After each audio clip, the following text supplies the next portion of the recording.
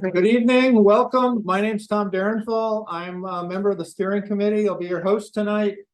And welcome people in the room. It looks like we have a pretty full room. This is the most I think we've had here. Welcome to those people online. I can't see you yet, but I'm sure someone's going to show your faces in a minute. And as we normally do, we go through and introduce ourselves and make short announcements.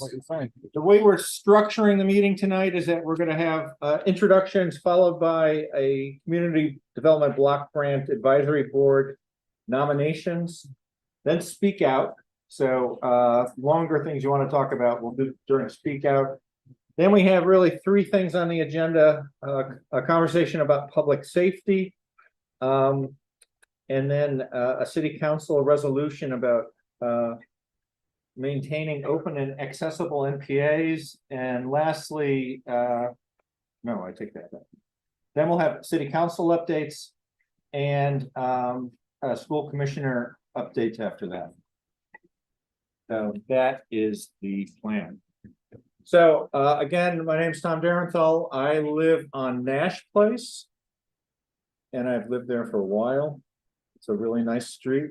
The dead end street, so please don't drive down and try to drive down the hill. We've had at least one person try to do that in the last 30 years. They did not make it. But we're going to start over here by the door. This woman here. Oh yeah, pick up a microphone, please. I'm Cindy Wolkin. I live on Brooks. I'm Lacey. I am the community support supervisor for the city of Burlington at the Burlington Police Department, and we'll be talking with you guys later. My name is Sarah. I am the Public Information and Community Engagement Officer with the Burlington Police Department. Okay, those microphones amplify. So you've got to talk to the other person on the other side of you. Hello, I am Jake Schumann. I live on Hildred Drive. Hello, my name's Justin. I live over on Clarko Court. Susan Lenz. I live on Colonial Square. Benji Oberhall. I live on Colchester Ave. Kyle Kloss, like Santa. I live on North Prospect Street. Carter Newbeezer. I'm on the NPA steering committee, and I am on Colchester Ave, but I just bought a house, so I'll soon be on Riverside Ave.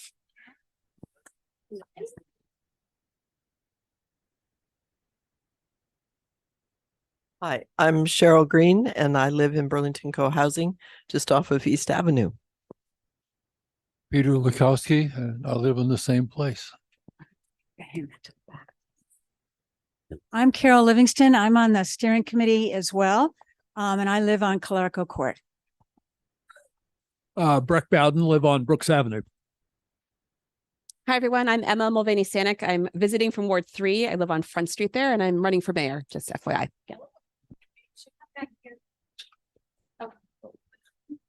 We go. I'm in social library on Prospect Street. I'm Jonathan Chapel, social library.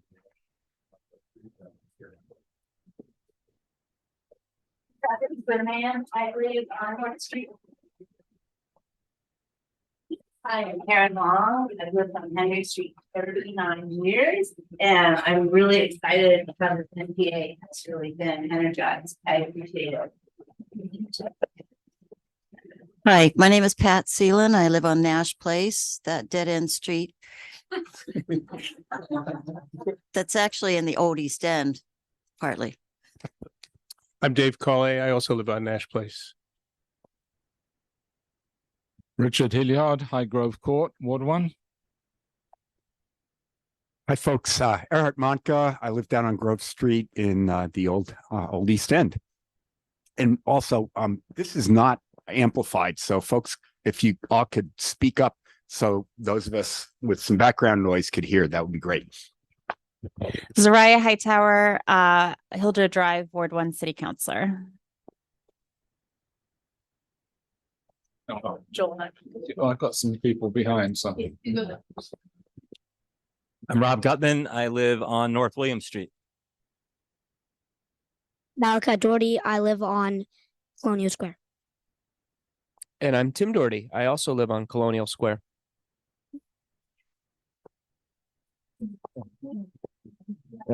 Hi, I'm Stephen Chiesa, South William Street. Hi, Amy Malinowski, she, her, also on South Williams. Marcy Gallagher. She, her, on Nash Place.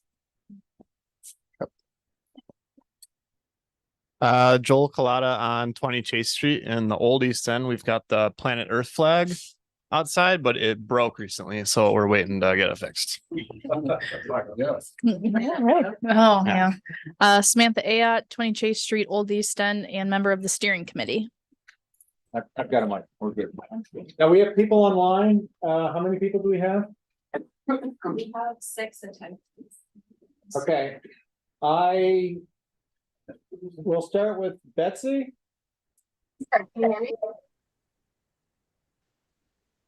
Okay, it looks like I'm talking. I'm Betsy. I also live on places. And Ethan. Is it Ethan? Hello. I'm Ethan Fleming with the University of Vermont Student Government Association. Okay, and Sharon? Hi, Sharon Busher on East Avenue. And Sophie? Sophie Quest, Chase Street in the Old East End. And did I miss somebody? Lisa. Lisa? I am Lisa and I live on Tebow Parkway. Okay, did I miss anyone? Does anyone want to say their name twice? Okay. What? Troy's here. Oh, Troy. Yeah, hi.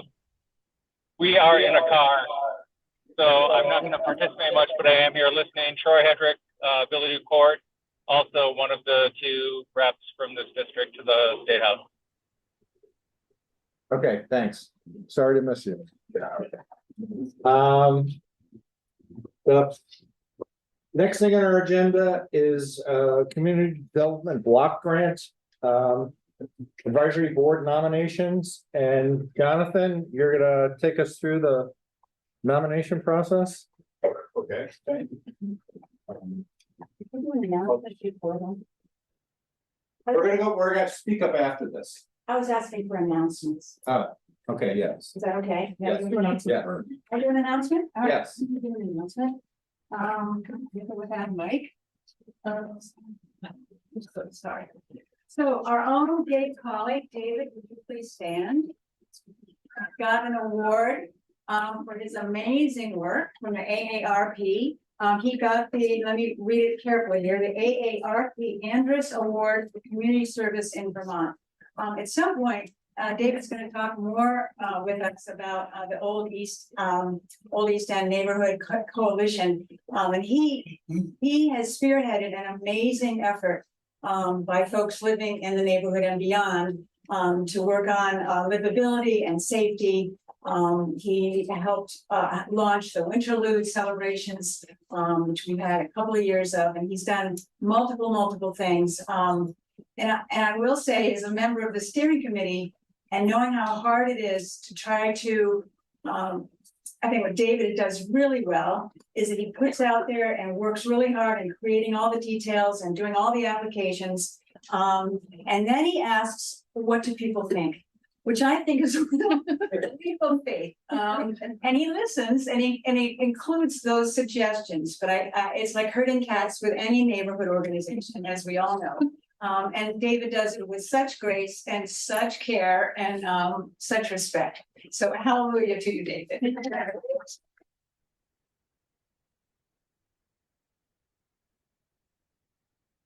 Probably should have asked if there's other announcements. Yes. Hi. Again, my name is Sarah. I'm from the Burlington Police Department, and I wanted to extend an invitation to all of you to the Burlington Police Department Community Academy. The Community Academy is a hands-on opportunity to interact with our officers and staff and is open to those 18 years or older who live in or work in Burlington. It will take place every Wednesday, starting on January 3rd through February 7th. And it'll be at the police department in our community room. I passed out several flyers. I also have some more if you'd like. And we look forward to it. Thanks so much. Thanks. Any other? Yes. Can it be heard? You still need the mic. Here's the mic for the people online. Here you Right, one other AARP related event here, and congratulations, Dave. Okay, yeah, right. Those interested in paid leave, paid family leave discussion, there will be a gathering at Pizza 44 this Tuesday, I believe it is, coming up Wednesday. Wednesday. Yeah, Wednesday. If you are interested in that, please let me know and I can give you the URL to register for that. Great, thanks. Other Dave announcements. Yeah, I just want to remind folks that next Tuesday, there's going to be a coffee held at the Szymanska Park Barn, and the topic is going to be the missing middle housing. So this is being sponsored by AARP as well as city planning. So it's an hour event. There'll be free coffee and things to eat and held at the Szymanska Park. If you want to register for that event, it's on the calendar on Front Porch Forum. So next Tuesday, and the details about how to register are there. What time is it? It starts at 9. In the morning? Yes. On a work day? And I went to one. It's very interesting. It's not a fact. Well, that's why I went to another one. All right, other announcements? I don't see anyone online. Anyone here? Oh, I'm sorry.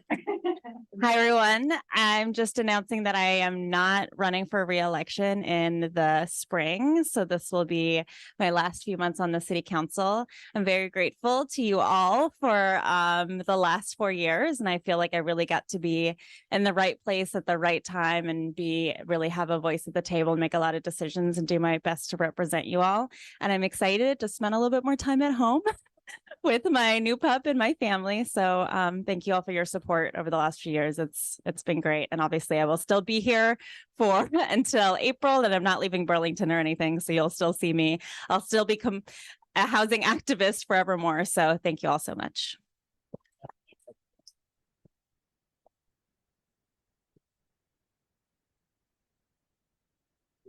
No, I just won't. Because you've got one.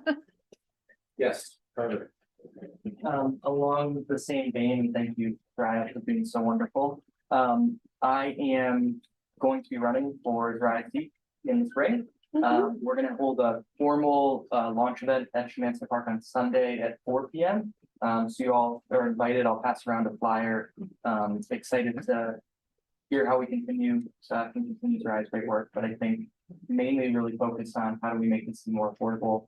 I think the Szymanska Park event Dave just mentioned is really timely. As a young person trying to put down roots, almost all the folks that I came here to go to school with have left, probably 90+%.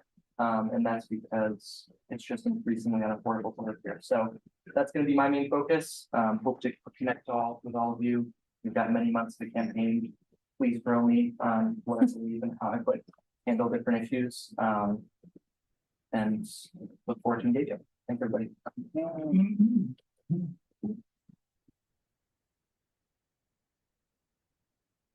All right, last call for announcements.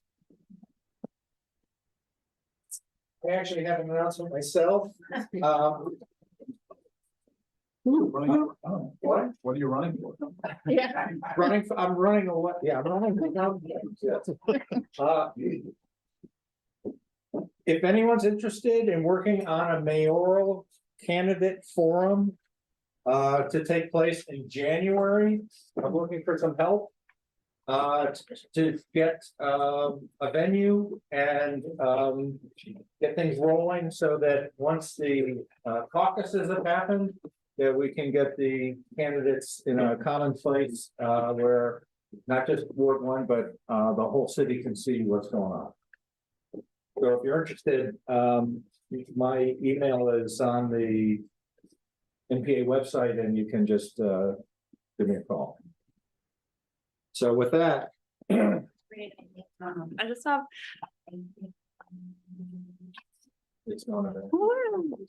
Oh, wait, here we go.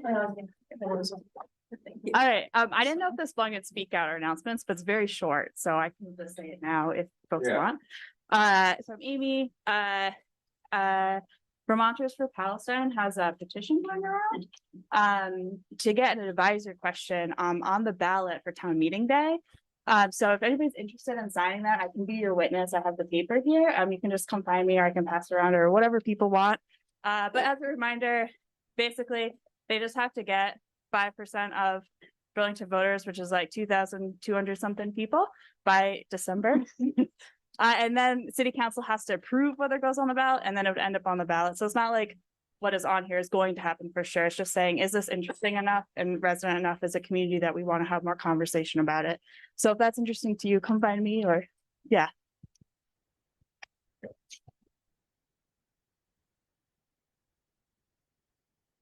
Quiet. We're going to move on to the community development block grant advisory board process. Or not. Thanks, Jonathan. And I'd like you to, for the first time, Mariah, thank you very much for what you've done in the past 4 years. I'm sure I'm going to have a chance to thank you again, but it's been wonderful. We really have appreciated what you've done for the city, what you've done for the ward. And I think having opened a lot of people's eyes to possibilities, what we can expect from our leaders. So thank you.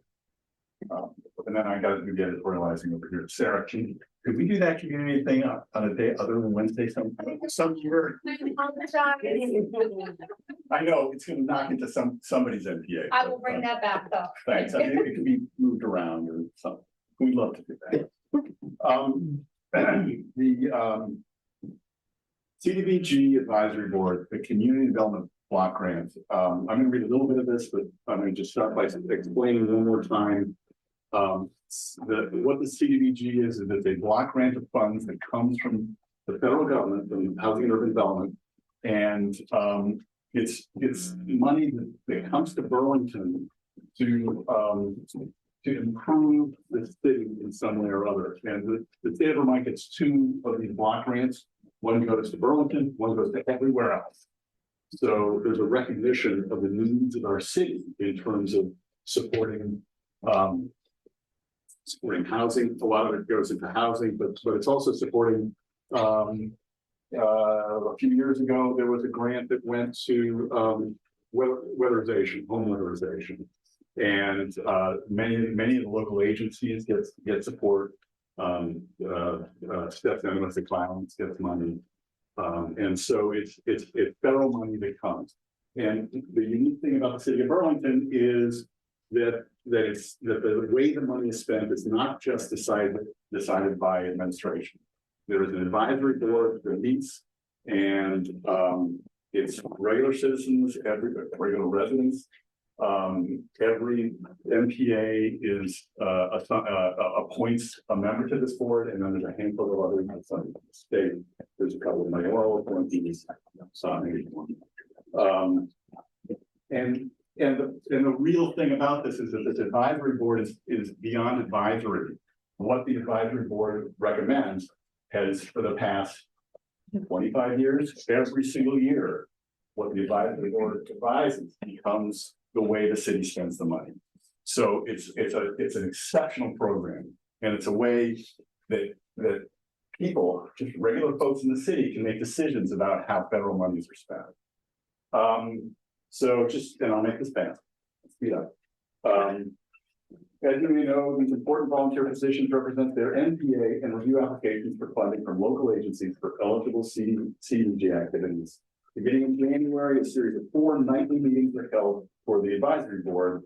The meetings begin with an orientation, include discussions on public service projects, discussions on development projects. So some of them are bigger and building kind of things, and some of them are service kinds of things. Answers by the applicants to inquiries from the board, ranking specific funding of the projects. There's a formal process that makes this work, and it works great. And what you got to do, if you're on the board, you have to attend all training sessions and board meetings, and that's about 12 hours. You have to read and rate the grant applications, and then it's usually about 15 applications, and they're 9 pages each, and you really got to read them. It's important. So they say that's about 8 to 12 hours. Develop a balanced budget, taking the amount of money requested and paring it down. Typically, it has to be pared down to fit the amount of money available. And then work with other board members to develop funding recommendations for the mayor and the city council. And I think, and then report back to the NPA. And on the back, it actually also has have fun and meet new folks from our community. And I have to say that I did this a couple of terms ago, and it was incredibly rewarding for the work, but it was also incredibly rewarding meeting people from all over the city who cared about the city. So that really is part of it. So we have to appoint somebody. I know somebody who is interested already, and maybe time you could do a nomination. I have a question. Absolutely. What's the what's the size of the budget? That's before the 600. Yeah. Since then, because of the for rentals, so that's going into this bucket, so I think it's. Yeah. Okay. One year, $300,000 alone went to the Old North End Community Center. So it's a pretty big deal. There's a lot of money. And, Okay. And you members of the advisory board will definitely make decisions on hundreds of thousands. Okay. So, can I hear a nomination? Huh. I'd like to nominate Rob Gutman. Rob, are you willing to, and do you want to talk a little bit about yourself? Sure. I'm Rob Gutman. I live on North William Street. I ran for city council last time around. I've met many people during that process. I've been in Burlington for about 5 years. I have a deep. I'm being directed. I'm not used to being directed. I have developed a deep understanding and desire to help in any way I possibly can the city. This is a function that we just talked about. It's a lot of money. I reviewed the applicants and results from last time around. Unfortunately, there were more requests for funding than could be fulfilled. So there is definitely some priority that needs to be assigned. And I would hope that you would trust me to do that and represent the NPA on that board. If you have any questions about myself, in addition to that, I'd be glad to answer any.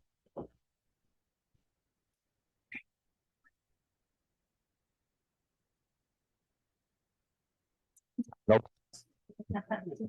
Okay, thank you, Rob. Yep. Are there other nominations? Yeah.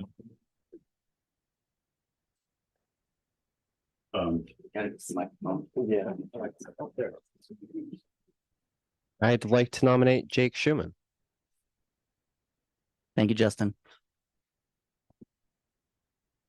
I'm gonna try and pivot so that I'm just gonna come over here real quick. That way Charlie can see me and everyone else can see me. My name is Jake Schuman. I ran for city council this last cycle. And throughout the 15 years that I've lived in this city, I've filled a lot of different roles. I've worked at a lot of different nonprofits. First, my first big boy job, I had at the Peace and Justice Center as their volunteer coordinator, grew their program. And that's where I started working with people who were going through our institutional mechanisms for lifting themselves out of poverty. What I'm talking about is reach up moms, right? I think that our community has a lot of different barriers, dynamics. There are institutional dynamics in our community in the way that our systems that are meant to help people continue to keep them in a state of economic despair. I've seen this through my work at Resource, where we, helped people who were just getting their first house. furnish that house. I've seen this as an EMT with people's, socioeconomic health. I've seen this working with homeless people during the pandemic. And I think just being in the nonprofit world, in so many different parts of the nonprofit world, I've really thought a lot over the years, and this is why I ran for city council, is how are systems that are meant to help people actually don't, right? And I think that this is really important when evaluating programs. So often people apply for money to fund a new program at their organization with kind of a half-baked idea, because it's just a way to get more money infused into the budget. And I think that I have the skills and the experience and just the connections. I think when I know that I can't actually answer the question, like who to talk to get a solid piece of advice, I think that it really boils down to who's going to ask the right questions, who's going to identify the details that really need flagging, and who knows the people in this community, knows the individuals who are actually supposed to benefit from this program. I can tell you that I know a lot of people in this community who are working class, but I know a lot more who are poor. Thanks.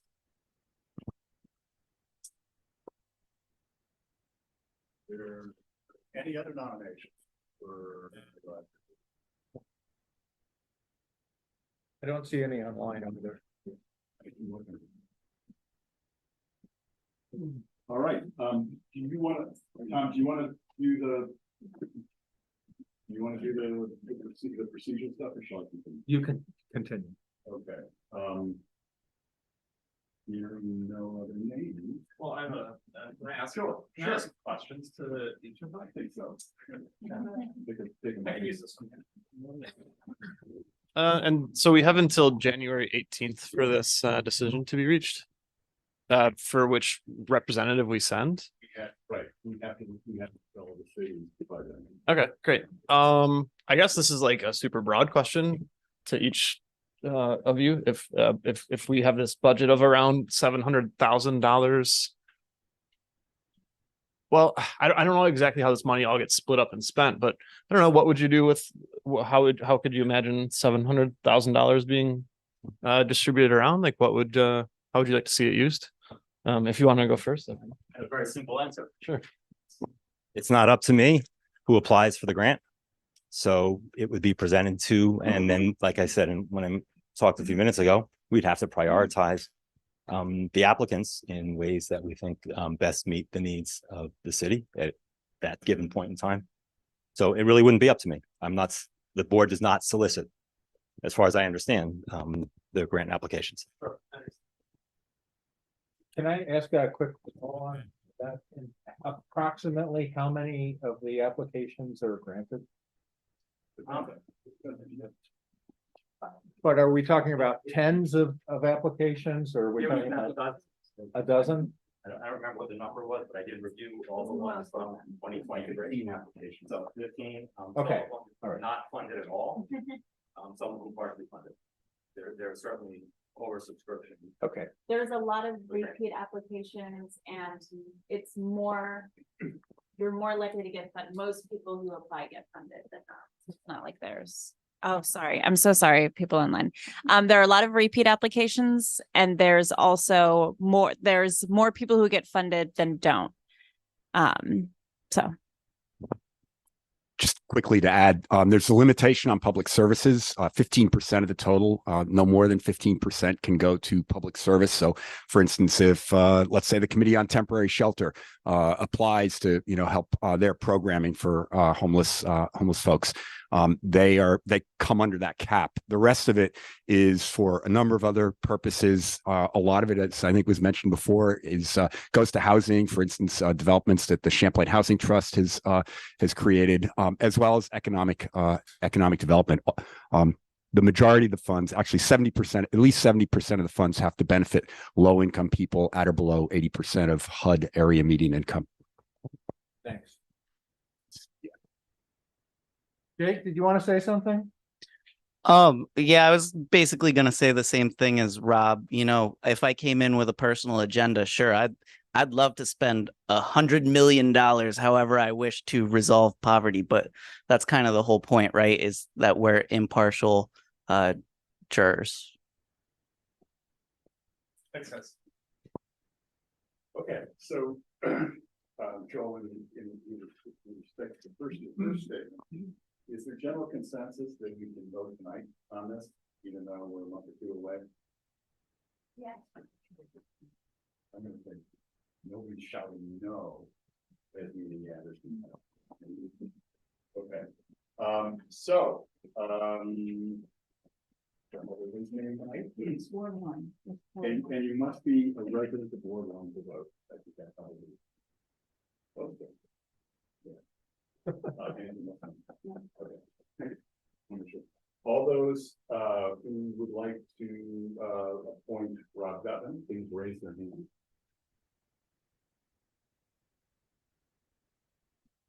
I'm your company. No.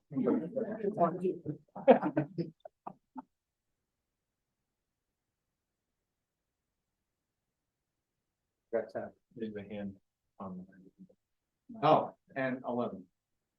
All those, okay. All those who would like to appoint Joe Schumer, please raise your hand.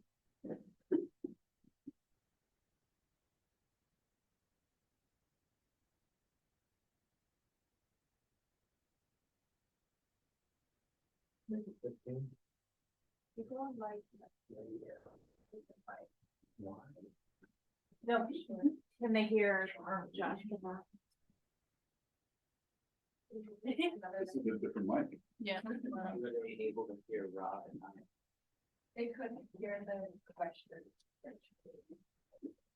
Here we got another mic. Speak up. Can you hear me online? People raise their hands or something. There's Sophie can hear me. Troy can hear me. Everybody can hear me. I'm sorry. I'm not quite sure where to start. Why don't we just do the vote? Can we redo the vote with people online? The nominees are? The nominees are Rob Gutman and Jake Schuman. We just try again. All those in favor of appointing Rob Gutman, please raise their hands. And if you're online, leave them raised because we can't see them all. Fosca, can you see them all? Yeah, there's one. I think there's more than one because I thought I saw Sandy come up and go down and Just 10. There's one. that's it. Okay. All right. Those in favor of Jake Schuman, please raise your hands. Online as well. Great.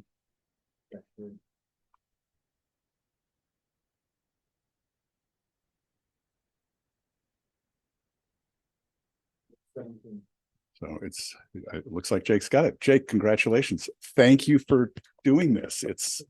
It's a fair amount of work, but it's also a lot of fun. Thanks. I'm not running for anything, so I've got time on the schedule. Okay, excellent. Thank you. Good, Tom. Thanks for illustrating that. Sorry. And now I don't know. Our next agenda item is speak out, but we're really behind schedule. Yeah, as we always know. So. Do we have things for speak out that people want to bring up? I think that Sharon, Yes, you're up. okay. I sent 2 communications to the city council for Monday night's meeting, and I'll be very brief. One had to do with the executive session that they held regarding the MOU with the University of Vermont. And my request was that asking for greater transparency, asking for an opportunity for the public to have an opportunity to see what the agreement contains and have that opportunity occur before and not simultaneously at the same night that the city council would vote on such an agreement. The mayor spoke to this, and I think there's agreement about this, but I wanted to let all of you know that I sent that because I know that we all care deeply about housing, the university, and enrollment. And so it's really a community issue. And although we delegate, we want to be involved as residents. So that's number one. The second communication had to do with the gateway block that the council signed, gave permission to the mayor to sign a letter of intent. And the gateway block is the block that has the library, Memorial Auditorium, the fire station, the parking lot, the church, that block. And there are two developers who have a vision for some of that block. And what I really had hoped would happen was that I had strong opinions, and I'm not going to share all of my opinions, but what I really, the takeaway that I wanted to share with the NPA was that I was hoping that the vision or the ideas that these developers had would have been presented to the public before this second step of letter of intent was signed. I felt that that was the right process to get buy-in. I imagine maybe a lot of people would like it, but I don't know. And I thought that that would be the correct way. I was disappointed that the council signed the letter of intent. They felt some urgency because of the state of Memorial, but Memorial has been falling apart since I was on the council. And just so everyone knows, I have been the only person that was on part of the Board of Finance that wanted to dedicate funds for Memorial in the 90s and in 2000s. And it's very frustrating to see a building deteriorate before your eyes and know that we collectively caused that problem as a community. So, but anyways, I wanted you to know that I hope that there's supposed to be a chance for everyone to get involved. The only reason I'm sharing all of this with everyone is that everyone's so busy, and I'm a political junkie and I follow these things, and I just wanted to alert you so that if you had some interest, you'd know that this was going on and could weigh in. So thank you for the time. Thank you, Sharon. Thanks, Sharon. And when Sandy?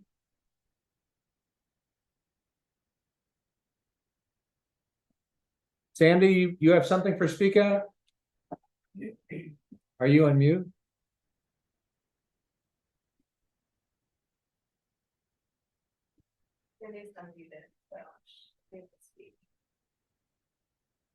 All right, Sandy, can you hear me?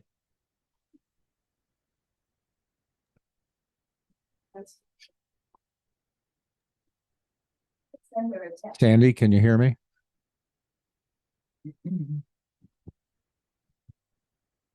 All right, do we have any other Speak Out issues from the room?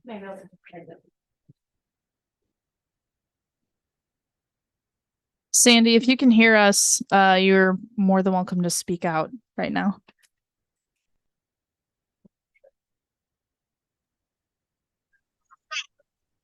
Hey, Sandy. Sandy, we cannot hear you.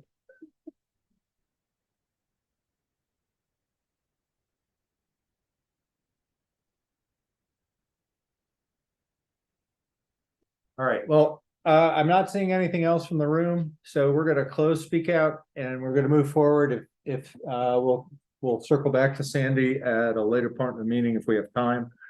I want to move forward to the public safety discussion. And you're going to introduce our speaker. Yes, we've got Lacey Smith here and she is the Community Support Supervisor at CAIP, which is the Crisis Advocacy Intervention Program. And she's going to talk to us about what CAIP does, any resources that they have that would be useful to us. And if you just Google CAIP Burlington, that link is the first thing that comes up. So if you have any questions on anything that Lacey may not answer tonight, you can find a lot of information there. And Lacey and I spoke a little bit before, and this is going to be a very honest and open conversation. So please feel free to ask some questions. I think this is going to be a really good conversation for the ward to have. So Lacey.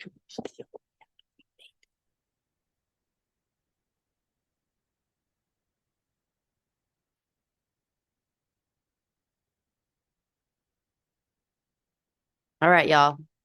Can you hear me online? I'm guessing you can. If you can't, speak up. Okay. So I'm Lacey. I'm the community support supervisor with the city of Burlington. I have worked for the Burlington Police Department and for the city as a public servant for the last 9 years. I have this is my third job title, and I supervise the community support liaisons of the city, which is the social work team of the city. So CAPE, the CAIP that she was mentioning, is short for, is Crisis Advocacy Intervention Programs. And so CAPE was born out of basically the tumultuous time of 2020. And we ultimately, part of what CAPE was really my position, the community support liaison at the time.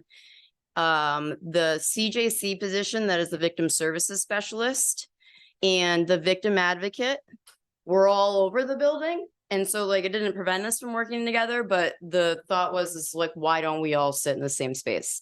So that really was kind of just the like, and if we also felt that it made sense that it was very clear that nobody knew that we exist. And that has been like the story of my life for the last 9 years. That nobody knows that I exist until they find me. It doesn't matter how many of these meetings I go to. It doesn't matter how, like, it's just for some reason, it's like this thing that just never goes away. People just don't know that I exist, which is fine with me because I'm introverted. So we kind of are all housed in one part of the building. It is not like the building is divided up into wings. So all the social services exist within one side of the building. There are 5 community support liaisons. We are slated for 6. It has been, the rollout of this has been over the course of years. So the only reason why we're not fully staffed is because we were not fully funded. So we were only funded for 3 positions the first year and 3 positions the second year. So we have 5 right now, soon to be 6. And luckily for that particular position, there really has been a desire to be a part of it because the whole intention of what we're doing is system change. And I think people mistake like why, oh, we're just trying to replace the police. And that's not the point. The point is that this system needs changing. The point is that every single one of our systems that we are dealing with on a regular basis need to change and haven't changed. And why we are experiencing what we are experiencing all around Burlington right now is because our systems are failing people. And so some of that is the city, a lot of that is the state, even more of it is the feds. And so it is, I think in my experience, a lot of times being able to actually change the systems that we exist in is probably one of the hardest things to do because we always have to, for some reason, do it at the expense of something else. And that is what ends up. But when you do that, there's trauma involved for everything, everybody, because you are taking from one to do the other. And that is that comes with a cost. Even in the social service system, they know it very well. In order for them to be able to do one program successfully, they either got to figure out how to fund it by taking from other programs or finding new funding, which is next to impossible. So we were born out of the pandemic and the kind of all the stuff that happened during that time. And with that, so we've grown. So now we're those 3 positions, myself, the 5 community support liaisons, with the victim service specialist, so the CJC embedded position. We have a therapy dog in training named Rocky. And we are different than the community service officers. So people, because we wanted to make it really easy for you, we decided to call it a CSO and a CSL, even though they have nothing to do with each other. Because this community service officer is going to be dealing with low-level enforcement issues, municipal tickets, civil ordinances, accidents with no injury, things that officers were doing, and ultimately other people can do. They don't need to do it because you don't have to be a sworn police officer to do it. So part of what the community support liaisons do on a regular basis is they split their time up between doing reactive work by going out and responding to real-time calls. But then they are not just only, they do referrals, we do refer out, but if there is no place to refer you to, because that is the case currently, then we are the ones that are doing the work. We specialize in reality in all of the things, because there are gaps in every single system that we work in. And so we have to be generalists. We have to know who is where and what system, and how do we help these people leverage the things that are going on, because everything has a weight. There is no housing. And I'm sorry that I sound so pessimistic, because there are good things that are happening. But I think people really have to understand like why we're seeing what we're seeing right now. And that there are things, especially the city, that there has been many attempts to do. And I've sat in those meetings with the state. I've sat in those meetings with the other town managers of Chittenden County, and we get a lot of no. And when you're getting no, it makes it really hard to actually try to address the problems that we're seeing downtown and all around our communities, where people literally have nowhere to go. They don't have any place to spend their time, because the places they would potentially be accessing are honestly really full already, and it's limited because every single service, except for things that are considered low barrier, you have to qualify for. You have to check a box, and if you don't check that box, you don't get it. And it does not matter how bad you need it. So we're living during a time where our systems are not actively serving us because they haven't changed since 1970. So I think it's really important for people to understand that like the things that are going on with this department is what was requested. I mean, CAPE is because we said we wanted system change. And so, but we should be essentially demanding the same things of all of the rest of our systems. And in my experience, it feels like, you know, it's a lot of the city yelling at the state about what it is that we need. And we need the people of Burlington to be yelling at the state about what it is that we need to, because there is, I mean, we are a service rich community. And so at the State House, a lot of the questions are, well, why do you need more? You already have a lot. We already give you a lot. Why are we going to give you more when the rest of the state doesn't really have much of anything? And so if it's just the city and the people that are, you know, in these positions that work for the city going there and saying like, no, but we have 250 people county-wide that are houseless, that are going to our community resource center to get to the food shelf every day to get food. Like this isn't, yes, this is a county problem, but the people are from the rest of the state end up coming here because the services don't exist elsewhere. It's not like this flood of people, but it does happen. And that does affect us in the same way that we have to send our people out of county to get housing. So it is this mutual flow, but it doesn't, I don't think it feels like that for the constituents of the rest of the state when they're like, really, Burlington? So we need citizens to actually be saying, hey, because we elected a governor who has said we're not raising taxes. And then if we're not going to raise taxes, then I don't know how we're going to fill the gaps that we have. I don't know how we're going to get Medicaid to pay for more than 2 weeks in treatment. I don't know how we're going to have more sober houses. I just don't know how we're going to do the system fixes that we really need right now. Okay, so that really has less to do with public safety. But it does have to do with public safety. And that's the point. The point is that the reason why we have all these issues in the public safety system to some degree, put the system aside, is because all of these people are falling into this system because the rest of the systems aren't reacting.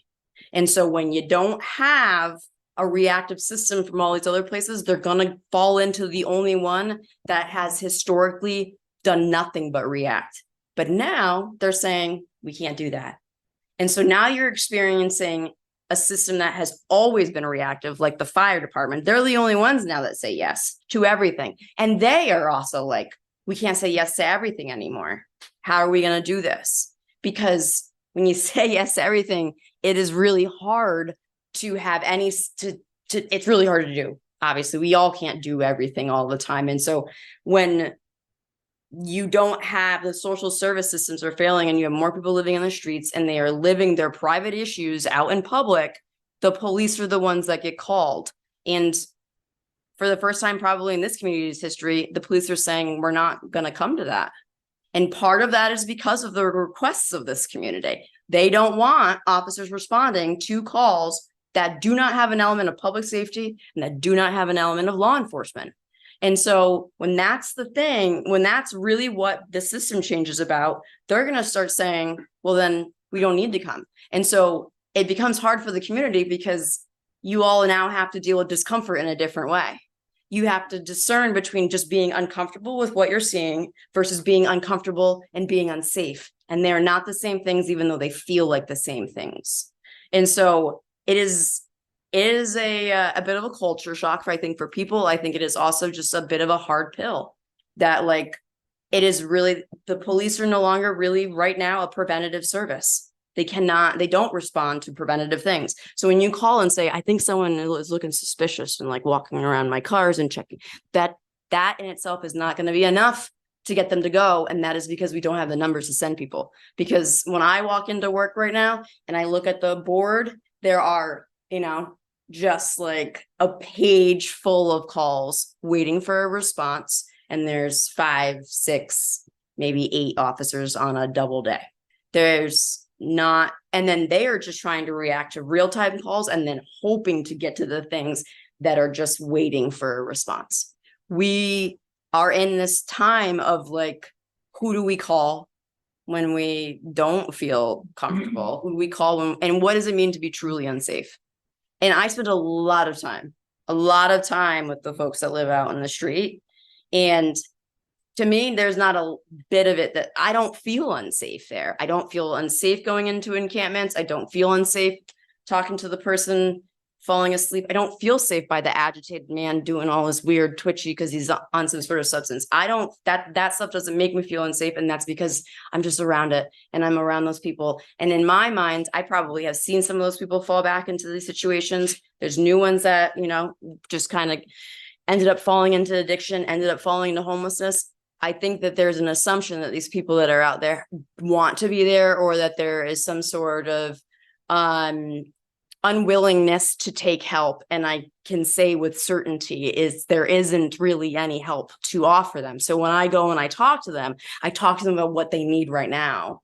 Do you need food? Do you need something to drink? Do you have gloves? Do you have clothes? They look wet. Where are you staying? Do you have a tent? Do you have a sleeping bag? Because I honestly have nothing to offer them in any other way. We can try to go to economic services. Have you used your 28 days yet? Because if you've used your 28 days, then all you get is adverse weather when it's cold enough. So people are doing this delicate dance of like, I'm saving my 28 days for when it's cold. And so, because that's the choice they have to make right now. It's not, we're living really kind of an unprecedented time in terms of the desire and really that people want the help, and the systems that are there to help cannot meet the need. So I think I'll like time for questions, and you guys probably, but I mean, and I don't know, I get like public safety is not really like, I'm not a police officer. I just work in the building with them and I spend time with them from time to time. So if people have we have questions in the room. Yes. I just want to say, Lacey. You have a mic. Behind you. Thanks. Lacey, oh my goodness, how blessed are we that you are working in this position. I so much appreciate your candid conversation with us. I've learned things I was not aware of. Your boldness is brilliant, and I really want to thank you for that. Let's give her a hand.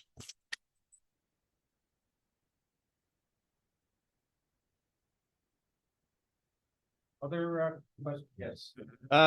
So I'm curious if there's any talk in your circles or that you hear of things you could that maybe you'd like to see out of residents in order to help with things. I understand that maybe the simplest thing would be not calling for gut feeling type stuff, just to keep, I don't know, keep things free. But like, like one of the things I kind of I think of as like a value system, like living here is like, is there something I can do? Is there something a group of us can do?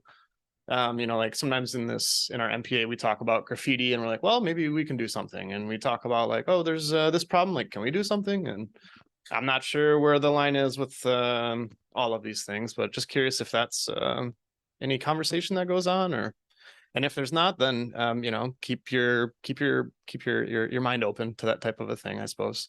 Yeah. No, I mean, I kind of in the same way that I was saying, like advocating for people to talk to their state legislators, talk to our, like, not just the city, because honestly, like in my experience, and you guys, and many of you probably have, I've worked for Burlington for 15 years, but I'm not from Vermont. And so, I know that government changes and how helpful or effective it can be is really dependent upon the people that are in the positions. But the people that I spend time with, like Sarah Russell and the urban park rangers and, obviously the people that I work with regularly. I mean, we spend more time in the community than we do anywhere else. Like we're in the community. I don't bring clients back to people don't come back to our building. There's community in our title, so we intend to be in it. We don't intend to and it's also meant to be low barrier, and it's meant to be, we are trying to meet you where you are at with whatever you need help with. It doesn't matter what the help looks like or what the issue is. It's you have a problem and we're happy to help with whatever it is. So I think when you do, one of the biggest things is if you see someone like say like nodding out and you're walking by them, just if you can take a beat and just see if they're breathing. And if they're breathing, they're not overdosing. But if they're not breathing, you'll notice that very quick and then call. It's also because oftentimes we get a lot of calls from people that are like, hey, I think this person's overdosing. And you're like, okay, where? And they're like, the corner of this street and this street. All right, how do you know that? Well, I left. I can continue, the continued walking. And you're like, okay, so how do you know they're overdosing? Well, they were slumped over. Well, were they breathing? I don't know. So it's like just taking a half a minute. I'd also say like people get really frustrated with houseless people when they offer food and they don't take it. We don't live in a food desert. So food is easy to come by. It is the easiest thing to come by. There are places, the Salvation Army, COTS, like all these places, even on holidays, there are meals for people. So it's really tangible. It's going to be like during the winter, it's going to be gloves, hats. Like if you're going to try to give someone to engage a houseless person, it's really going to be about more of like you got good sneakers that you don't wear regularly that you could donate to somebody that maybe only, literally only has one pair of shoes and that heel is probably lets water in. It's that sort of stuff in terms of humanizing the fact that in my experience, I've helped plenty of people, many people get housing. I actually met Jake from working out of the motels during COVID. I was the one that helped kind of train and bring up the motel outreach team that COTS has. But before they existed, it was just me and the Days Inn because I didn't want to go in the building because the building is secure and we were trying to keep COVID out of it. So I was just working remote and I was just like, this isn't the best use of my time. I have people that are in these hotels that I work with. Why don't I just, if I'm working remote, work out of their lobby and then I'm still in the building. I'm helping people get connected to ESD. So back to your question, I think being a part of this is super important, but I also think that the engagement that we have on a local level needs to be kicked it up a bit in terms of really pushing our state. Because, if we had a day space that was low barrier, because COTS is be sober, meaning that you can't present as if you're under the influence. And so that's hard for certain people. They have a lower tolerance for behavior. And so the day space where people would go during the day outside of the library, there isn't a space for them to go to because it's not low barrier. And so when you don't have anywhere to go during the day, you're just going to be outside.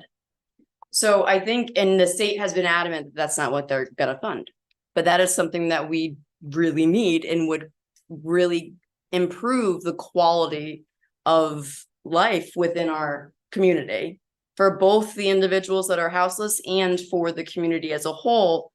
And so it's, like the safe consumption sites that are legislated to death that are just slowly eking its way through, pushing our state government to really, they haven't built as much housing as they said that they were going to do when they committed to it. Like, that's an issue. Champlain Housing Trust has done more than the state has in terms of building new housing. That's an issue.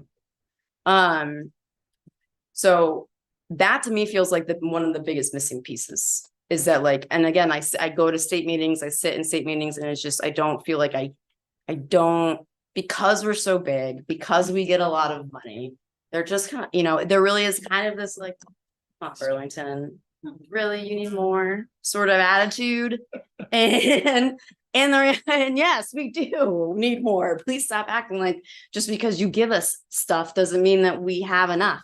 And that we shouldn't be advocating for more because we have a demonstrated need for more. And I think that if there was more public pressure from the citizens of Burlington saying, like, you have opportunities to help us and you're telling, like, our, special assistant to end homelessness, what a name, is like, you're telling her no. You're telling her no about the day station. You're telling her no around trying to help people with storage because there's all these people that live outside with all of their belongings. That's something else that would really help. And there are plenty of municipalities that do it all over this country. We wouldn't be setting any sort of precedent. It's not being chosen to be funded right now. Yeah, I'm sorry. That was like it was like a wraparound answer. Appreciate the answer. I can make phone calls and emails. I don't think you'll find anyone in this room that wants to punch down. We all want to punch up. Yeah, for sure. That's great. And I really I appreciate, and I also want people to know that, like, the part of like why we exist is really because it is really hard to get a response from the officer side of the building, whether you have a larceny from a car or some sort of vandalism. It is really hard to get an answer from over there because all they're running around and doing is just trying to deal with the things that only they can deal with. But then those lower priority things that you're still a victim of a crime, you still need help, but because you're not, it's considered to be a quality of life crime because it's not blood, death, fire, weapons. So everything besides blood, death, fire, weapons is considered quality of life. And so, but that doesn't mean you don't deserve an answer. That doesn't mean you shouldn't get an answer. And part of why we exist is to be able to help build a bridge to the other side, because we can get information. We can tell you about what's going on with or if this needs to get investigated. We can go over and say, like, hey, can you put this to the top of the very massive pile? And so that's part of why we are here, is to also be able to help answer questions about the system, about why you might not have heard from an officer, about our priority response plan, really any of those things outside of social services. We're meant to be, again, these generous that are be able to help with a problem, whatever that problem may look like. You had a question. I had a follow-on question really quick. If we wanted to do some, you mentioned gloves or shoes that are better than the shoes they have. If we wanted to do a drive and collect gloves or collect hats or something, who would we coordinate with to have those distributed? I think Safe Harbor has a really good outreach team. They're the homeless healthcare down on South Winooski across from Turning Point. CVOEO has the Cora team, and they are also an outreach team. They work out of Feeding Chittenden. So there's groups that we can go to if we can collect some stuff. and they know how to distribute it. Yeah, we also have the Chittenden County Homeless Alliance. Okay. So they have a monthly public meeting that it's open to if you want to learn more about the houseless system, how we are addressing homelessness, or working on addressing homelessness. It gives you all the data around like stats around like what is going on in real time. And the Homeless Alliance is really, it's an alliance, as it says, and it is the way that federal funding comes into this community is through the continuum of care, which is the Chittenden County Homeless Alliance. And then that gets pushed back out to providers. So it's the same sort of gig as the block grant where you are evaluating applications. Like they do that yearly. So part of COTS gets funding through this, the Homeless Alliance as a CVOYO for coordinated entry, which is the system for homeless information. So they also can take donations because we all work, all of the outreach teams work collectively. We meet monthly and we meet under kind of that umbrella of the Homeless Alliance. Okay, question. Yeah, I just, so Troy Hedrick is here, who's in the State House. He was riding in a car. Troy, is this something that you can respond to? Oh, sorry, right, exactly. Emma. Thank you. We're in this amazing situation where we have two of our Burlington reps with us. And I would very much like to hear how we can rally together and advocate with the voices that you all are saying that we need to use. And I just need some direction. I mean, Troy, this is your district, so I'm not going to jump ahead of you if you're able to come off mute. Or I'm going to jump ahead of you. Okay. Oh, there you are. Emma, why don't you go ahead? Everything is really choppy. I'm coming right to the Green Mountains now. So I think probably the best if you take this. Great. Okay. So folks, with my state representative hat, I represent Chittenden 17, which is half of the old North End and then into the new North End. And so a lot of what Lacey is talking about is absolutely true. I mean, one observation I will have for you, because we have 11 state representatives who represent Burlington and 6 senators. We split up Burlington. So there's a Chittenden Central and then Chittenden South. So there's 3 for basically sort of the central to north part of the city, and then 3 who represent basically the south end. That is a significant number of state legislators when you think about it in the body of 30 senators and 150 state representatives. But I have to say, we have not been a coordinated force. We're not organized in a coordinated fashion that I think, frankly, does right by Burlington or frankly, even the county of Chittenden County. And so I think that's really one where I think you have Troy and Brian up here, right, as your representatives. And so I think making sure you talk to other folks within Burlington and make sure those state reps and those senators know that we all need to push in the same direction, in particular related to this community safety crisis.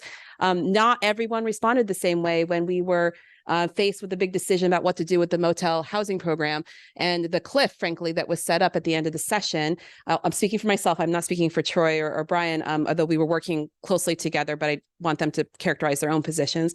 A lot of us are deeply concerned, but that was not every Burlington rep standing forward and saying, there's going to be a consequence if we set up a cliff. People need to go somewhere.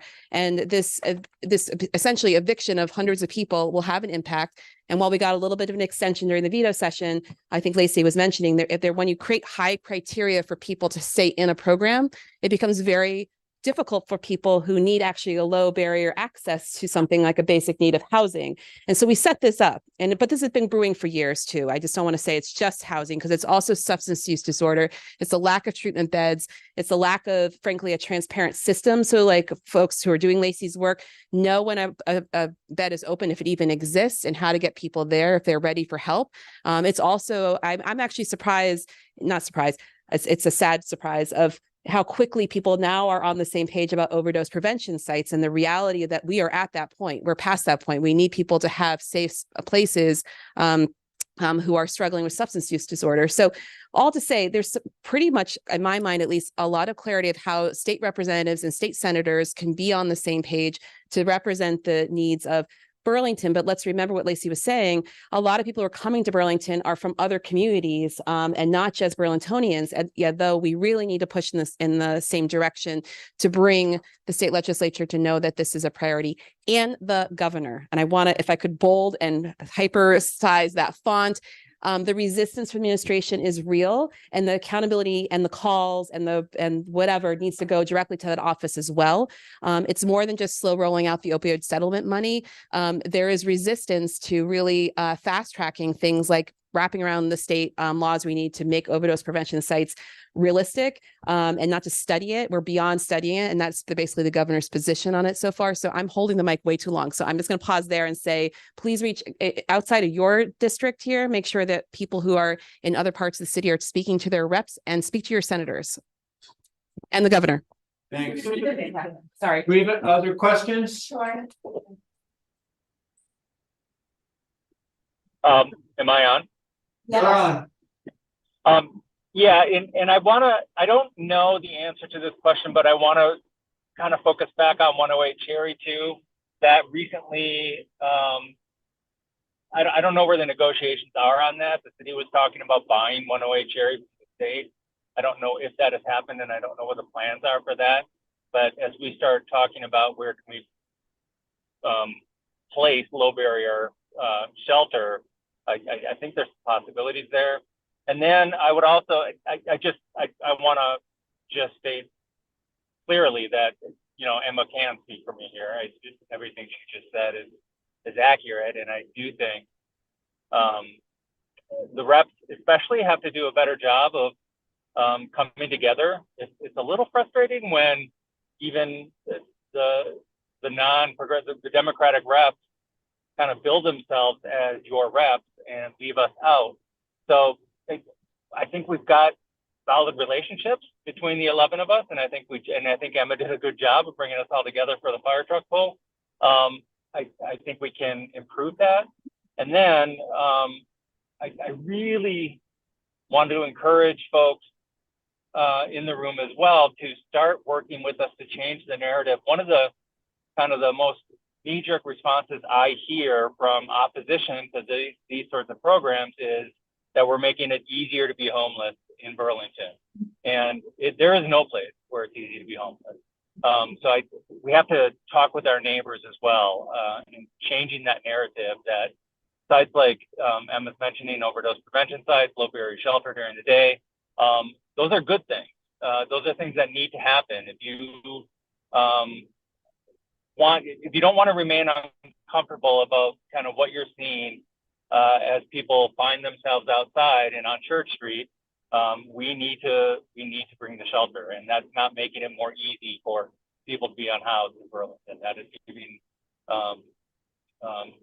people places to go where compassion will find them.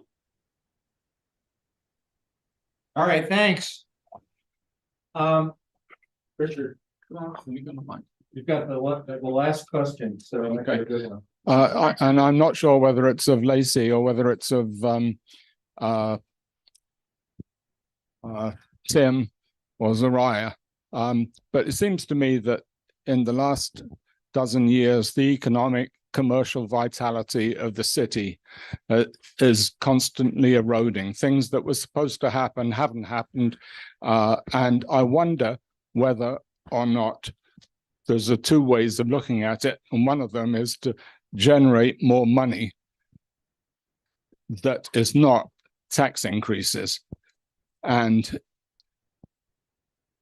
I'd just like Tim and Zariah perhaps to say, is the lack of apparent commercial vitality reflected in the city's, quite frankly, books?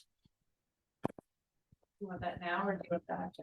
We're going to have a well, okay, maybe that's rhetorical, but for public safety. Yeah, but so We can answer during. so I'll just leave that thought anyway, because there's two sides to the equation. One is how you spend money, the other one is how you generate money, and it seems we're absolutely piss poor in doing that. Let's hold that to the city councilor update, if that's okay. We're Yeah. Well, first, thank you very much. Yes. Yeah, I mean, lastly, I'll just, the bright spots are, I mean, we are the city right now, the state has announced that they are doing some low barrier shelters throughout the city. I think that there was 5. I don't know where or who or any details to it, but that was supposed to be over the winter. The city is doing one, their low barrier shelter that they've done for the last 5 to 6 years, where it's just overnight. And that's for 35 beds. And I mean, we really do have, like, Sarah, who is in the position for around houselessness, is just like fantastic at what she does. She knows what she's doing and she's a fierce advocate. I think we have really good people in the right positions to be pushing for us. And so I think there are things to be hopeful for. I mean, I think we know what we need in terms of solutions. It's just how we get them. And that, of course, is always the conundrum we find ourselves in. So thank you all. Again, thanks. Yeah.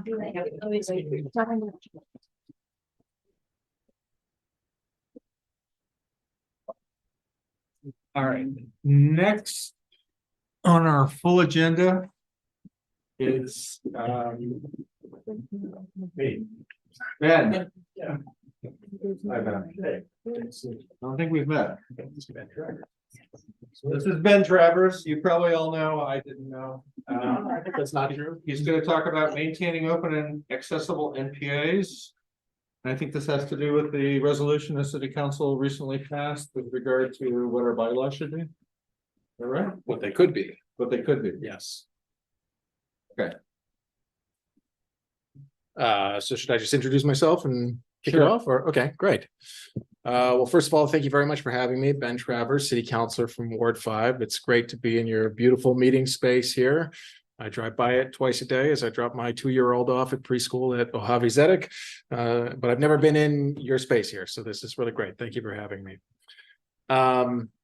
As you just indicated, I'm here to talk about a resolution that was just unanimously passed by the City Council a couple meetings ago. In fact, I think in the time I've been on the City Council, which this is my first term, and so I'm still in my first 2 years, I believe this is the first resolution I can think of that was co-sponsored by every member of the City Council.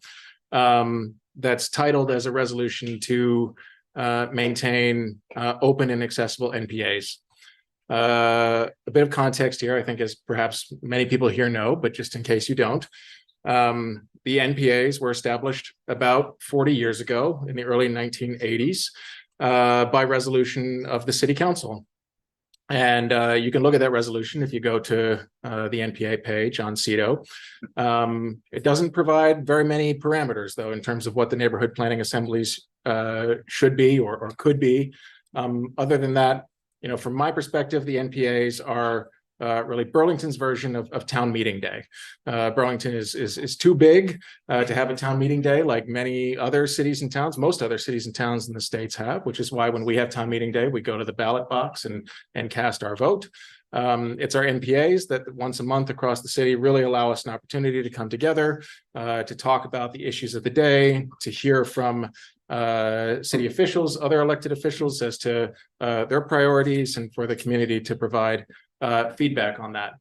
Now, outside of that, the original resolution provides that the NPAs are supposed to remain open and accessible. Those are the terms that are used in the initial resolution to all. And it provides that each of the NPAs are supposed to elect officers, as you all have done in your steering committee, and as the other NPAs have done in electing their steering committee. The resolution that came up a couple weeks ago arose from an incident that occurred at one of the NPAs here, where there was an individual who had reached out to the City Council and reached out to a number of other stakeholders to indicate that they, for very particular reasons, felt very unwelcome that that particular NPA was not open and accessible to them because of their gender identity and gender expression. That complaint, I would say, raised other concerns from other folks who reached out to the City Council and spoke to their own concerns.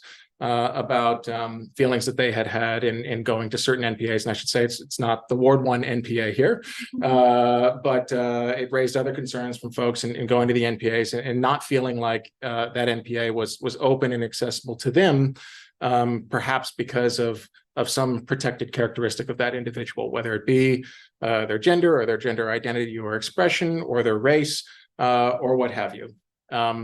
This was, I would say, a pretty fast-moving situation. And let me just say at the outset, I have heard from some of you here that there was some concern around the fact that this resolution came to the city council before we had an opportunity to connect with each of the NPAs about it. And I will tell you that as someone who served for 5 years on the Ward 5 NPA steering committee, I probably would have felt that way too. But it was, again, a fast-moving situation that was trying to directly respond to some really serious concerns that came out of a particular NPA. I will tell you in another respect, it was designed to perhaps avoid sort of further harm and further concerns being raised around this situation. Let's try to get ahead of this quickly through a resolution that is going to address it. I'd be happy to answer any specific questions that folks have about it, but that was the intention behind it. I will tell you that I reached out to my own NPA steering committee in Ward 5. And while this resolution was co-sponsored by everyone else on the council, I was the one who was driving the resolution. And let me just own at the outset that hindsight 2020, I wish we had more time and would have liked to have reached out to folks at all the NPA steering committees to receive their feedback on it, because I have heard that concern. That said, you know, you mentioned previously that the resolution says something about what your bylaw should be. That's not what the resolution says. So in my mind, the resolution that was passed by the city council is an intention to start a further conversation about how in 2023, 40 years after the NPAs were first started, we can reaffirm our commitment as a community to maintaining open and accessible NPAs. I think for a lot of good reasons, our idea as to what is open and accessible in 2023 is different than it was in the early 1980s. I'm glad that we are there now as a community, and I think it's time really for all of our public bodies, not just the NPAs. I think it applies to the city council as well, for us to reconsider and reaffirm our commitment to what maintaining openness and accessibility means. And so the resolution asks the NPAs to have that discussion in a few areas. One of them is by looking at your bylaws and your governing documents to see if there are improvements that can be made to it to further dedicate ourselves to that standard. I will tell you that I think in taking a look at the Ward 1 NPA's bylaws, I think you're already there in terms of things like a non-discrimination statement, in terms of language committing ourselves to open meeting laws, in terms of you know, other pieces that are reflected in the resolution, like ensuring that if an NPA is going to vote on a resolution, that those voting would disclose a conflict of interest that they may have, for example. So these are items that are reflected in the resolution that it's asking the NPAs to take a look at, either individually or collectively as all wards. The second part of 3 parts in the resolution asks that the city, and we did connect with CEDO, and I know you have great partners in CEDO here in helping the NPAs. We connected with the city attorney's office, and we connected with the Department of Racial Equity, Inclusion, and Belonging in the city in terms of this resolution. And it's asking them to sit down with the NPAs to figure out whether or not there can be some sort of dispute resolution process that you can work out, again, either individually as an NPA or as all wards in coordination with the city, such that if for whatever reason there is someone who feels like something has happened at an NPA, or again, I think this could really apply to any public body in the city where they feel unwelcome for whatever reason, where they feel like perhaps the bylaws or governing documents or values of the NPA have been violated in any way, that they have a process to try to resolve that dispute. You know, right now, if someone feels that way, we don't really have a clear process as to where that individual should go. And so that's the second part of the resolution, is it asks these city agencies and departments to have a discussion with the NPAs. It's not dictating exactly where that should end up, but it's asking them to have a discussion about where we could end up in terms of that complaint resolution process. The third part of this has to do with trainings. I think many folks here will remember when the current administration stood up the Department of Racial Equity, Inclusion, and Belonging. Soon after the REIB was stood up, there was an effort to establish a training program for city boards and commissions, for city councilors, as well as perhaps for members of the steering committee here who were on the steering committee back then may remember an invitation that NPA steering committee members received to that training. So it's been an effort that's been taken on in the past to stand up an opportunity for folks to receive trainings on openness and accessibility. I think there's clearly been a significant amount of transition in the REIB department, including the fact that we have a new director there. And so the third part of the resolution is really trying to return to that concept. And we stand up trainings, not just for our NPA steering committee members, but also other volunteer board members and commissioners around the city, for them to sit down to attend trainings on these issues that we're talking about here. Again, whether it's on trainings or standing up a dispute resolution process or taking a look at our bylaws and governing documents at NPAs, the resolution is written in such a way that it's asking for city officials to begin this discussion with you all. I understand from hearing from Director Pine at CEDO here that there's perhaps some effort to get the all wards group back together to have a meeting to discuss these issues, among others. I think that would be great. I think it's been some time since the all wards group used to be a more robust group that met more often. I think there could be a lot of value in that group getting back together.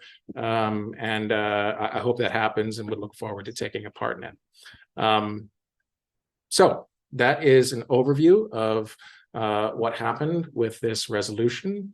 I'm glad to have an opportunity to come to speak to you about it. I'm glad that Jonathan and other folks from the NPA here reached out actually before we voted on it. And we did make some further tweaks to the resolution.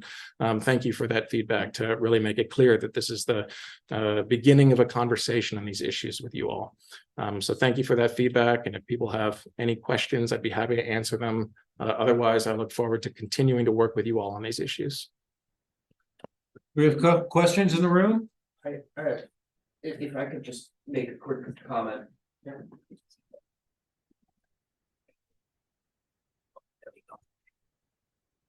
Thanks. And thanks so much, Ben. And I just wanted to make a few comments from my own perspective on this. I supported the resolution. I still support it and stand by it. I'm glad we voted on it, and I'm proud that we did it, and I think it was the right move. In terms of the process, and I've told a few of you this, and I said this at the Ward 8 NPA meeting, which I also attend. I regret my role in sort of the process of this. If I had this to do over again, and with the benefit of hindsight, I would have taken the time to reach out to this NPA steering committee and the Ward 8 NPA steering committee and engaged you while we were discussing this, so that this didn't appear to come out of the blue from your perspective. With the benefit of hindsight, that seems like it seems like an obvious thing I should have done, but I didn't do it. And I wanted to sort of own that mistake. But having said that, I have heard some discussion. I don't think it necessarily came out of the Ward 1 NPA scene, but that this was some sort of power grab, or that there was some sort of dark ulterior motive to this.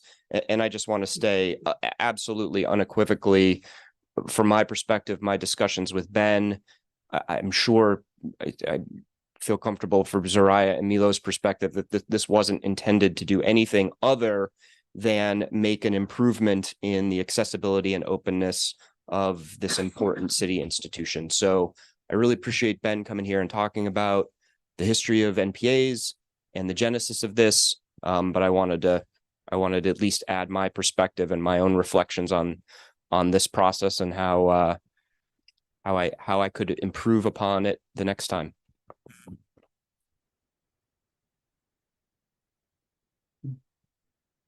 Yes. Thank you. I just wanted to quickly say that, as you all know, I like to visit other NPAs sometimes. And I know sometimes even if people don't necessarily like what I have to say, there is an appreciation of frankness and honesty, and there's a respect. The incident that happened to me at this particular NPA, especially over discussions of equity and policing, was really disturbing. And one of the things that this really brought to light was a lack of a process when people saw what happened and CEDO knew what happened and wanted to do something, but it dragged out for months and months. Certain people come emboldened with that behavior and think they can just do anything. And that's what happened. And that's where a lot of the urgency came from. So I want to reiterate also, as a city councilor, we didn't mean to step over any toes. It was just that we've got to make sure that all the NPAs have some type of grievance process, which didn't exist at this particular NPA. And also that the NPAs have the proper support from CEDO to help them with issues and to protect people. And we have a city that has diversified in so many ways. And there has to be an appreciation of that, or at least a respect of that for people who want to work in these bodies and on these steering committees. Thank you. Yes. Thank you. I don't know to what degree the language and the bylaws of the various NPAs differ from each other, but is there an opportunity here to create a model language that could be developed collectively by the NPAs and the various municipal offices that would be involved, so that it's something that everybody could buy into as being good language to include in the bylaws? Yeah, that's a great question. So as you look across the city, I think there are 6 different NPAs, if I'm not mistaken. We have Ward 5, Ward 6, Wards 4 and 7, Ward 1, Ward 8, Wards 2 and 3. So I was right, 6 NPAs. And each one of them has different bylaws.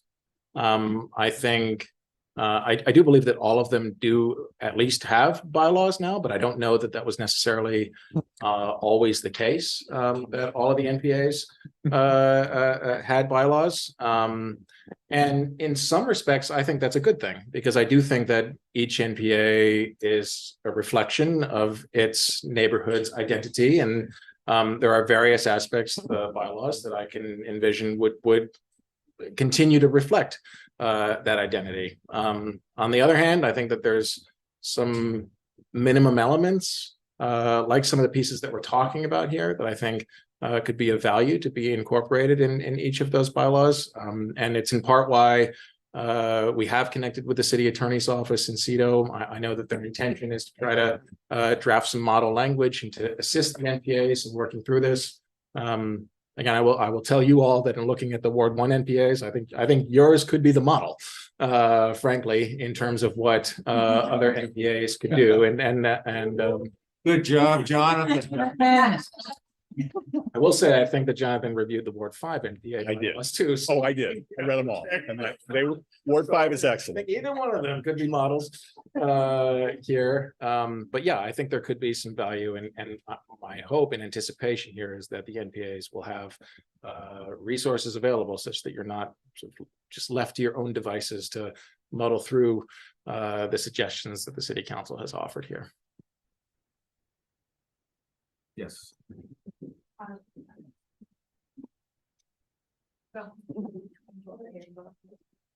Here's the mic.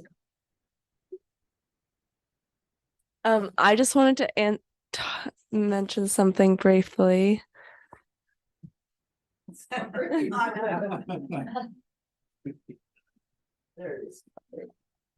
For those of you who don't know me, I'm Fosca. I'm the public engagement coordinator for the NPAs.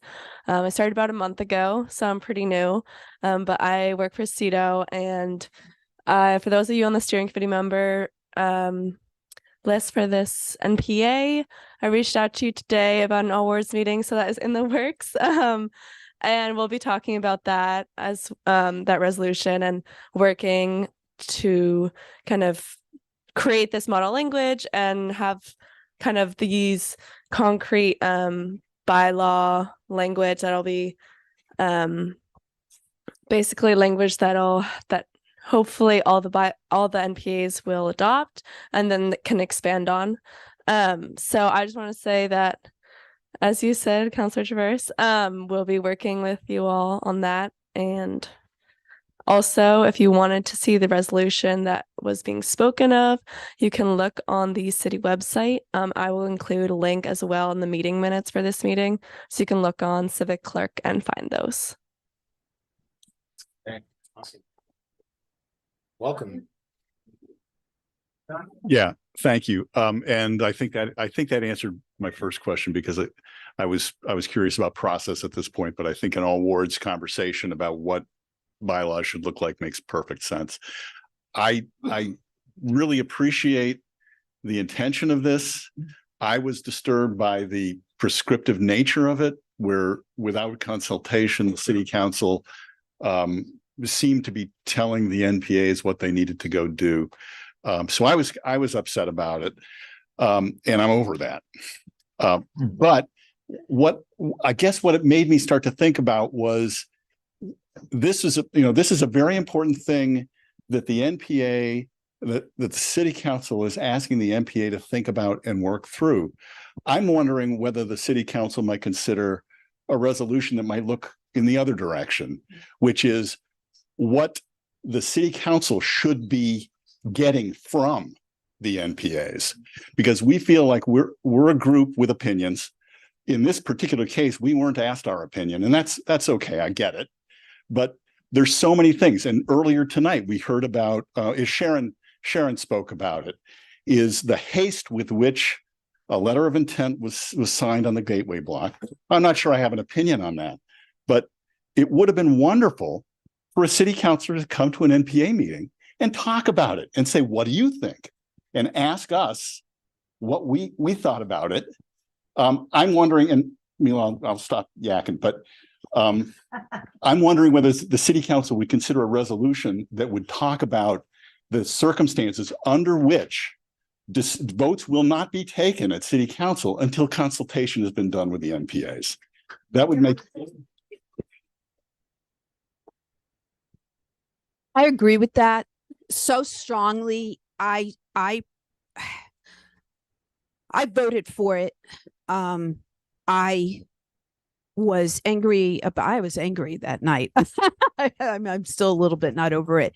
I felt that over the process, over the years with regards to Memorial, we have talked a lot about Memorial, and we've talked a lot about that block, and we've had some votes, and we've had community input. We've had input, but the last two are the last two calls for RFPs were really not fully discussed with the public. People really didn't know RFPs were out there, and then we didn't have an appropriate response. And then apparently, I'm not even really clear if there was another RFP out there, but essentially this is the way the mayor does things. What we voted on, it was like the first time we talked about it. So it is a leadership thing at the top in the city. But I absolutely agree. And I would be happy to work on that. If anybody else would like to work on that. City council vote for it then. Yeah, and I think that we would be happy to take the blame if the city council said, "Oh, well, we haven't consulted the NPAs yet. We can't vote on this today." Yes. I'm going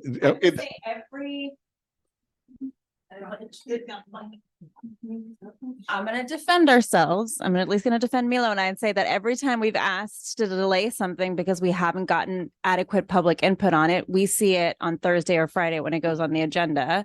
We're asked to vote it on Monday. it's never, that's the city council has never taken us up on maybe holding it off. And the mayor tends to put a lot of pressure on us to move things along. So Hence a resolution will be a wonderful thing. So then you have it in document. And having city councilors who will vote for it. I just wanted to say something really quick on that. Yeah. So while I definitely agree that I think that city council should have input from the public and their MPAs, there's a part of me, and I know that maybe a little part of everybody, that also feels like that can potentially delay things from happening, which is kind of like what Richard was getting to earlier. Like projects or things going on in the city just seem to kind of be like taking a long time, or things don't happen. And it's like, if NPA has an input and then something has to change at the city council meeting, that then has to come back to us, and then it like has to go back to city council. I think that can hinder things from happening. And I think that there can be trust, or there should be trust, in the people that we elect in the city council and mayor and whoever else is within the city, to do what their expertise and their knowledge and experience, like they will make decisions that our trust in them, that they'll make the decisions that are right for us. So I definitely think that we should have input, but I think there shouldn't, I think that we should have trust in the people that we elect and who are making some decisions for us as well. So. Does anybody think we should have NPA meetings every Sunday night before the city council meetings on Mondays? Yeah.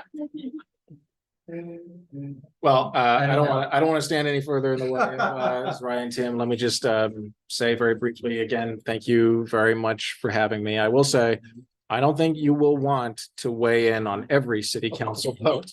But I would welcome a resolution along those lines, Jonathan and other folks here. I think when I was on the Ward 5 NPA steering committee, I was an advocate for the NPAs to receive increased budgets in order for them to take on a bigger role in the city, and advocate for the NPA to be a larger voice in city decisions. And so would welcome a resolution along those lines, and would look forward to working with Zariah and other folks on it. No, please hover, get in here. So thank you very much for having me, and Thanks very much for coming and telling us what's going on. All right, thanks very much. Are we done?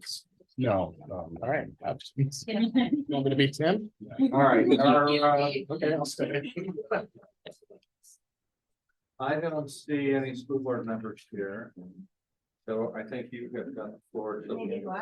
Great, which is 15 minutes. You're gonna talk about public safety? I'm not going to talk about public safety. I think Lacey did a much better job of talking about public safety than I could Community even. development and neighborhood revitalization. I'm also not going to do. I'm going to talk about the two joint ones, or the joint. The joint committee and police oversight. Yes, correct. And first, I want to answer the question on economic vitality, which one, we just got a great presentation on Sunday night from, it wasn't direct, it was also the Church Street Marketplace, but she has another title as well. But I just thought it was very interesting that the city actually doesn't have fewer visitors. We don't have less rooms in Vortex. We don't have less folks walking on Church Street. We just don't have the same revenues. So the folks who are walking on Church Street aren't buying the same amount of things that they were before COVID. So there's lots of reasons for that. What seems like one of the big reasons is that shops just aren't open as much. So they're understaffed. They don't have different hours. They're not open in the same extent. But I just thought that was something to celebrate, as like we have just as many visitors. There's just as many people walking around. It's not necessarily contributing to some of the economic vitality that we want, but we still have a vibrant, well-visited, well-frequented downtown compared to pre-COVID levels.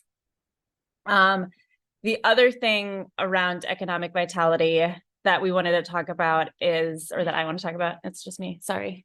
Ben can stand in for Tim. Tim left because his son was getting tired. Did you already say that? No. No. Right. Correct.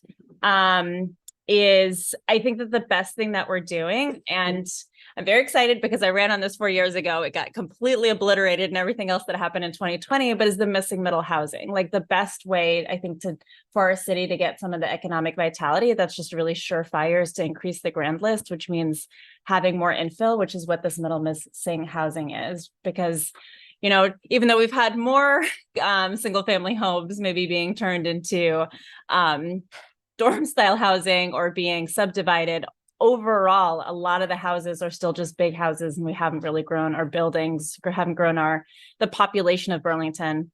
And so I think that's going to be one of the exciting things, is to have more housing that's more appropriate for family sizes today and everything else. So I highly encourage folks to have it's so, because we did short-term rentals, then we did the South End rezoning, now we're doing missing middle, and it feels like each one we're doing faster and faster, even though they're bigger and bigger decisions about what our city is going to look like. So I highly encourage folks to join the AARP coffee talks, and I know they've got some other things that are going on as well for feedback, or to come to our meetings. But I think the coffee talks are probably more interesting than our meetings, and Megan's great at bringing public input back into the planning commission meetings. So the thing that I was going to talk to you all about, because I think I have a substantive question that you can give feedback on, is the oversight conversation that the charter change and the ordinance committee have been having. And I just wanted to go through where we've gotten, where there's been consensus, and then where there's some non-consensus.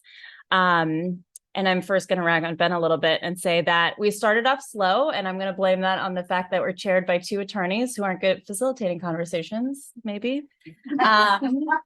And eventually, sorry, Ben, and eventually, Sarah Carpenter and I at least threw out a proposal that I think is kind of in the middle, and then Ben threw in a proposal which is kind of on one side, and Jean Bergman threw out a proposal which is another, and then Tim and Joan are also, so those are the full members, have been weighing in. So the things we have agreed on so far, and Ben will correct me if I get anything wrong, is that we should increase the level of oversight, that the role of oversight should be assigned to the police commission so that it's one body, that the oversight body should have access to all complaints, and that fairly recent change should be memorialized so that it's ongoing going forward. That when the oversight body disagrees with the police chief, there's another process that happens. So if they agree, everything goes forward, no problem. If they disagree on policy, it goes to the city council to mediate, to decide policies, as we do for anything else in the city.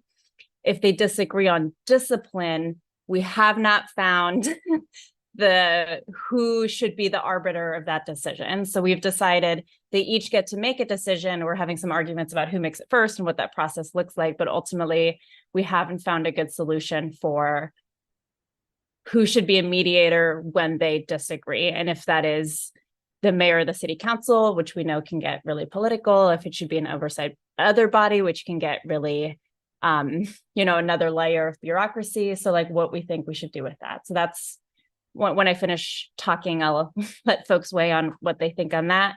The size of the oversight body, I believe we somewhat settled on increasing it to 9 instead of 7, which Sarah and I proposed because we think that could help them divvy up the work, which is already kind of happening naturally in the body of 7, but that could make it more formal, like if they wanted to, that 3, just look at complaints, 3, just look at policies, 3, just look at something else. So and then I don't know how much we've talked about the consensus part of this yet, but I've been pushing a lot for transparency so that we at least have summary data at the end that says how often the police commission and the oversight body did disagree. I mean, if it's not on the specific decisions, that it's some understanding of like where we are, and also that the oversight body doesn't just get complaints, but that they also get summary data at the end of the year that's like, oh, X individual officer maybe is showing bias towards people with disabilities or bias towards people who are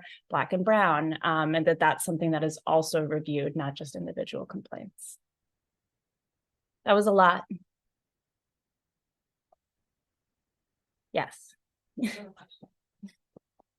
Okay, so I know for I think I've been following these meetings a bit.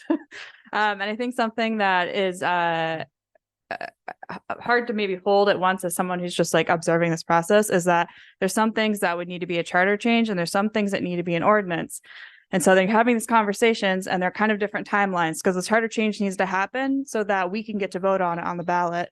But then ordinance seems like that will become a little bit later. So as I'm watching it unfold, I'm like, which parts do I care a lot about that I feel are important? And when do I push on them when? So one question I have is, it seems that there seems to be like, I was hearing decent consensus around increased transparency. I feel like, Ben, you've talked about that a lot as well in these meetings. Is that something that would show up in charter change language, or is that something that would be more of like ordinance stuff?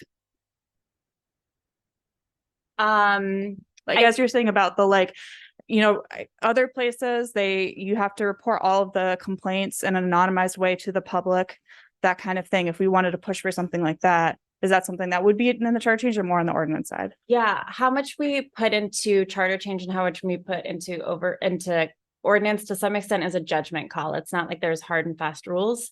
However, I would say I think that anything that is high level and that will be your goal for a long time is worth putting into charter change. So saying something like this type of transparency needs to happen, I think is a good thing to put into the charter change.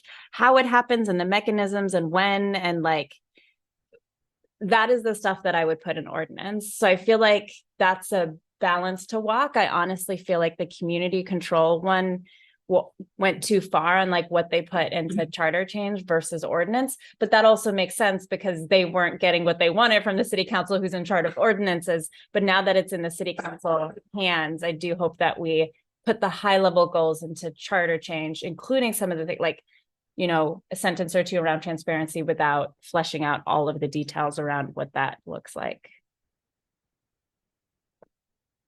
Karen, you had a question? Yes. Thank you. This is going back to Richard's comment about, you know, like we need some money in our city. And I have walked around Winooski lately and I go to Trader Joe's, so I know what's happening in South Burlington. Why are they able to build 4- and 5-story apartment buildings that a lot of people can live in? We're waiting. I don't know. Has it been 9 years since the mall was torn down? I think it was 2014. And because I brought this article, I hope everybody read this, about flight sites in Burlington. They're all over the place. I mean, I walk by the Pearl Street abandoned gas station all the time. It drives me nuts. I've reported it. We're not fining these people. It said in this article that we could be fining land, you know, these abandoned sites. I think there are 8 of them. Mm-hmm. At least, I think it said $3,000 a year. I don't know, I'm forgetting this, but it said that since, I feel like for 8 years, we have only fined a total of $4,400 for sites like this. Graffiti is illegal. Letting places look like this, turning them into parking lots, that's all like not allowed in our zoning.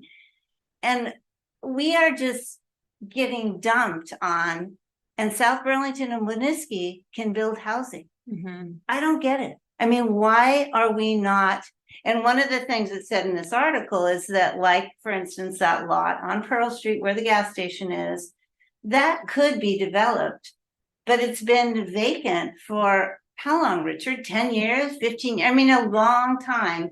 And they are not paying property taxes on what it could be. Right. And the same with the mall. When that was destroyed and the parking garage was demolished with no money inside to rebuild, we lost a huge amount of property taxes and sales taxes for all those stores in the mall.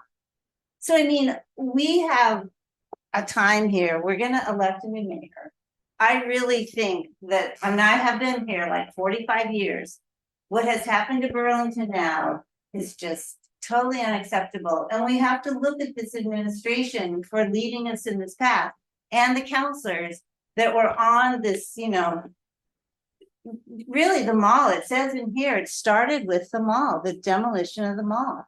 And so Anyway, I hope everybody will read this article in 7 days. It's great.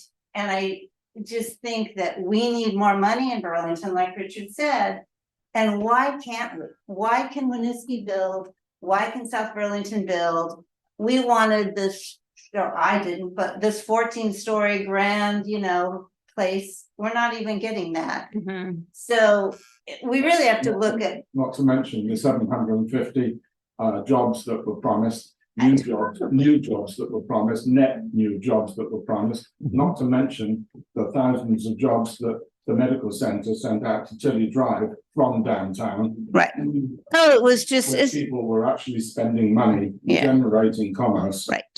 So we really need to follow what's happened to the city. And I mean, I can't stand these sites. People talk about the Bove's restaurant. Why are they not developing that site? They have the money. They just bought the marina. So it's in Colchester. So I mean, there is a reason. I know that. We need to let Soraya answer the question. If there's a question in there. So I think why can't we build? Okay. Yeah, I think there's a few questions in there. Like some of the things like the tax thing, I think that's something that's really frustrating at the state level, because I think that there's a disincentive to do anything to some of the old motel, like that lot and everything, until like Memorial or something is done. Cause it's like, oh, once I know what that is and what that's going to look like, I can build something custom suit to like be this and wait for better economic times, all those other things.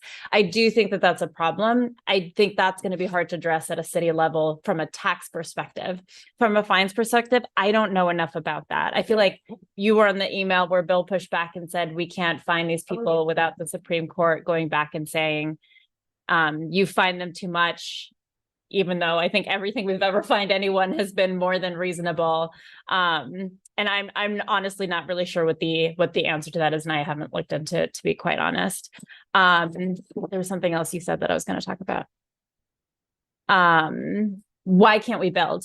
I do think that some of this middle missing housing is, I think that we've had bad zoning, like we've had outdated zoning that we haven't updated in a really long time. And I think that there's much more appetite right now for pushing through some of the zoning that will change. I mean, this will change what the city looks like, especially along like the corridors. And I think that there hasn't been a lot of appetite for that. I think there's been a lot of like, we want Burlington to be what Burlington is.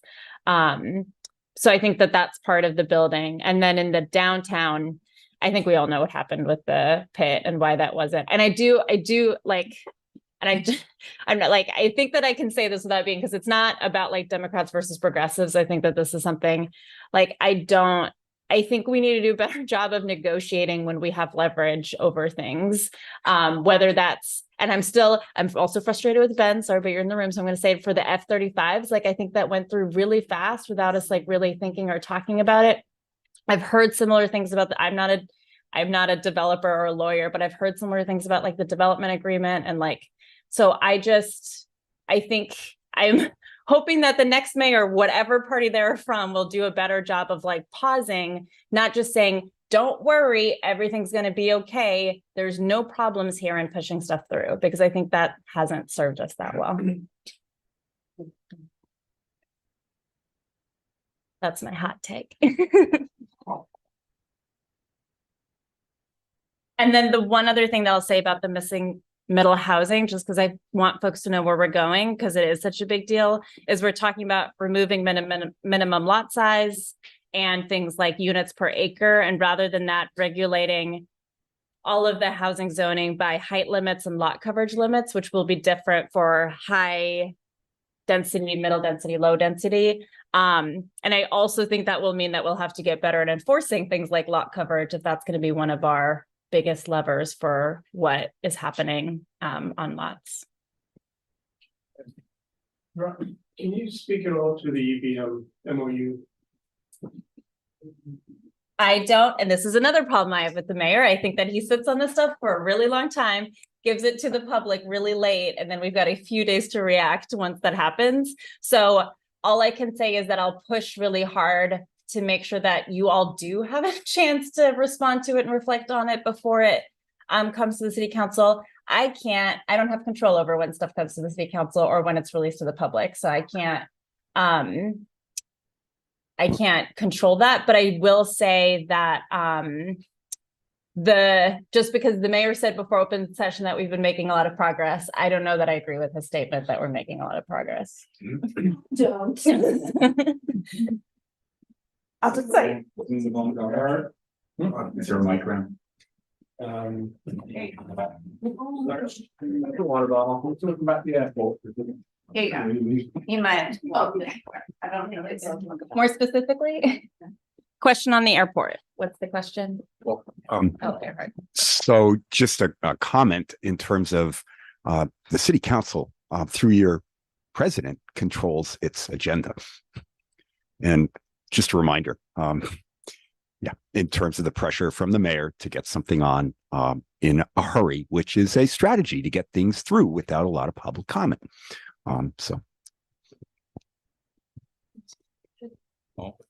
Very briefly, we've lost 70% of our capacity from BTV to LaGuardia and Kennedy. Who was asleep at the switch there? Was it the state? Was it the city? I mean, it sounds from what I understand is that it was really a problem with New York City, not with Burlington. And so that as folks are trying to decide with a busy New York airport, what flights are the most profitable for them, Burlington wasn't up there. So let me just comment on that. Well, I do, because the congressional delegation has written a letter to JetBlue about this. You may have read about it. The delegation is very concerned about this, and it is unclear exactly what the motivation is behind this. It does have something to do with the lower number of air traffic controllers in the New York area, and that route, goes into JFK. However, there is some thought that possibly JetBlue, since they actually increased their number of routes to Europe, at the same time, there's some question as to, what their motivation was and whether they were simply hiding behind a lower number or lack of air traffic controllers in the New York area. So the delegation has written a letter to JetBlue asking a number of questions and asking the CEO of JetBlue to provide some answers to those questions about what they're doing and why, and has also offered to work with them because some of the issues rest with the FAA, the Federal Aeronautics Administration, and their regulation of air traffic controllers. So there's a number of questions that have been asked, and we're awaiting answers from the CEO of JetBlue. I will say one more thing. This is not as a city councilor. This is just as me, which is, I think, like 70% of the time that I look for flights, it's actually cheaper to fly out of Burlington than to train to New York City and fly out that way. So that just doesn't seem sustainable from a financial perspective. Well, either. Delta also took 4 flights off those routes. And we also ought to remember that one of the shticks with JetBlue when they first came here was that they were going to land at Kennedy to take advantage of slots that were not being used on transcontinental and transatlantic flights. So there's a lot of disingenuous rhetoric going on from both the airport and the airlines. Great, good to know. And looks like the congressional delegate. Is there other things you want to cover? That's all that I had. Do we have time for one more question? Any more questions? Okay. Sure. You got it. So just a quick comment on the charter change on the police commission issue, and maybe a clarification. When you were, None of you gave your opinion. yeah.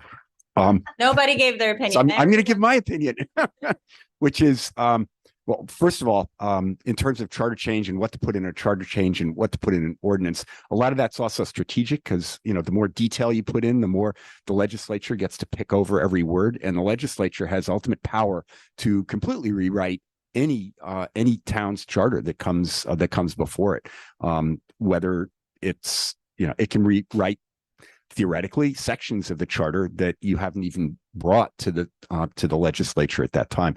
But strategically, it's as Zariah was saying, it's really good to keep it pretty high level and then do the detail in a local ordinance or through resolutions. But what I was going to say was I would suggest that the ultimate decision be with the commission on disciplinary issues, even when there's a disagreement between the chief and the commission. I like the idea of increasing the number of folks because, you know, one of the reasons that people had cited for creating a whole separate accountability body and, you know, the original charter change that failed was because there's a lot of work to be done here, and sharing it is, you know, among other folks, an additional number of folks is best. I really would think it would be not advisable to elevate disagreements between the chief and the commission to the city council, because it will become political. And I think it should be with the commission. And I think, Hey, Tom, wait, can I just have one more? Because Earhart said, and I just want to, you said nobody answered. So Earhart, You can also tell me. Earhart gave a great answer. I think leaving it with the commission makes sense. You may consider something like a supermajority or something like that, you know, like a veto override kind of thing. But that would be a place where it would make sense to do that. So just so you got some opinions. Thank you. Mariah, thank you very much. And our meeting is officially over. Gary never got